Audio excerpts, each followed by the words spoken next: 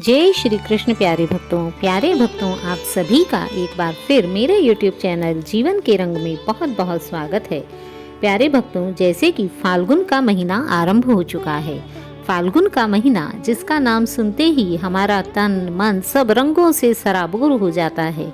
ऐसा लगता है जैसे होली का त्योहार बस आने ही वाला है। फाल्गुन का महीना आते ही हमें होली की ऐसी याद दिलाता है कि हमारा हृदय 7 रंगों में विचरने लगता है। फाल्गुन का महीना यह हमारे हिंदू पंचांग का आखिरी महीना माना जाता है। फाल्गुन महीने में जिस प्रकार होली का त्योहार अपना विशेष महत्व रखता है, उसी प्रकार इस महीने में और भी बहुत से त्योहार आते हैं, जैसे कि संकष्टी चतुर्थी, एकादशी, महाशिवरात्रि एवं होली। होली जहाँ भगवान श्री कृष्ण को प्रिय है, वहीं शिवरात्रि भगवान शिव के पूजा के लिए मनाई जाती है। उसी प्रकार एकादशी का व्रत जो भगवान श्री विष्णु को अत्यंत प्रिय होता है। तो आज हम बात करते हैं फाल्गुन महीने में पड़ने वाली एकादशी व्रत के विषय में।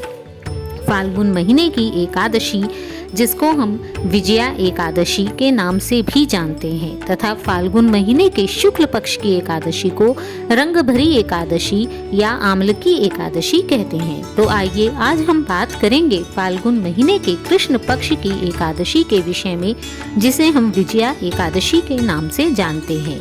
जैसा कि हम सभी को मालूम है, एकादशी की तिथि भगवान विष्णु को समर्पित होती है। एकादशी व्रत के दिन भगवान विष्णु की विधिवत उपासना करने से मनुष्य को सुख, समृद्धि, ऐश्वर्य का आशीर्वाद प्रदान होता है। कहते हैं कि जो भी व्यक्ति एकादशी का व्रत करते हैं, उनकी सभी समस्याएं दूर हो जाती हैं। फाल्गुन मास की विजया एकादशी का व्रत करने से मनुष्य की शांति एवं आध्यात्मिकता में वृद्धि होती है। जैसा कि इसके नाम से ही प्रतीत होता है, विजया अर्थात इस दिन जो भी व्यक्ति व्रत रखता है उसे प्रत्येक क्षेत्र में जीत की प्राप्ति होती है। यह एकादशी मनुष्य की हार को विजय में परिवर्तित करने की क्षमता रखती है। इसलिए इस दिन पूर्ण श्रद्धा भाव के साथ व्रत करना चाहिए। ऐसे ही शास्त्रों में मान्यता है कि सर्वप्रथम इस एकादशी का व्रत भगवान श्री राम ने किया था। जब भगवान श्री राम लंका पर चढ़ाई करने के लिए गए थे, तब उन्होंने सबसे पहले एकादशी का व्रत किया था। तभी से इस एकादशी को विजया एकादशी कहा जाने लगा। उसके पश्चात प्रत्येक युग में हर व्यक्ति इस एकादशी को करने लगा। यह व्रत एकादशी सूर्योदय से आरंभ होकर अगले दिन द्वादशी तिथि पर सूर्योदय के बाद समाप्त होता है। तो आइए जानते हैं इस बार विजया एकादशी 2024 में किस दिन पड़ रही है, इसका शुभ मुहूर्त क्या है।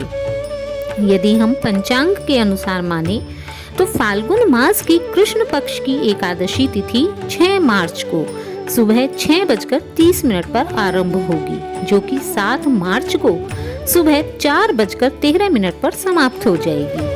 इसलिए विजया एकादशी व्रत 6 मार्च दिन बुधवार को रखा जाएगा। इस दिन भगवान विष्णु की पूजा करने के लिए शुभ समय सुबह 6:41 से आरंभ होकर 9:37 तक रहेगा। वैसे तो एकादशी के दिन हम पूरा दिन ही भगवान श्री हरि विष्णु का व्रत एवं पूजन करते हैं, तथापि सुबह के समय किया गया पूजन अधिक फलदायी माना जाता है, ऐसा हिंदू धर्म शास्त्रों में लिखा गया है।